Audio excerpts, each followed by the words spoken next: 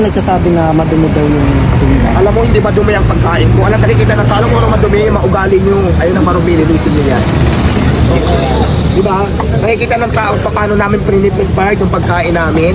Straight food ko ang concept mo. Hindi po marumi, malinis. Kaya nagsasabing marumi, ang marumi ikaw. Yung ugali mo, kailangan mong linisin. Yung pagkatao mong marumi.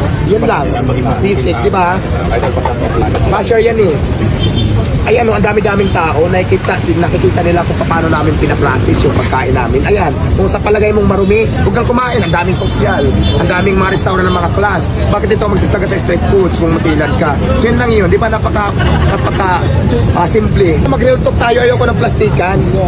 Mag-real talk tayo, maganda yung real talk. Inggit lang yan eh. Anong ko sa mga basher, ano bang naiambag nyo sa lipunan bukod sa paghihila ng pababa ng tao? Mayroon ba? Wala. Oh, mayroon ba? Di ba wala? So bakit mo sila intindihin? Basher, may natulong ka ba sa buhay kung may ambag ka? Di ba wala? Bakit mo sila intindihin?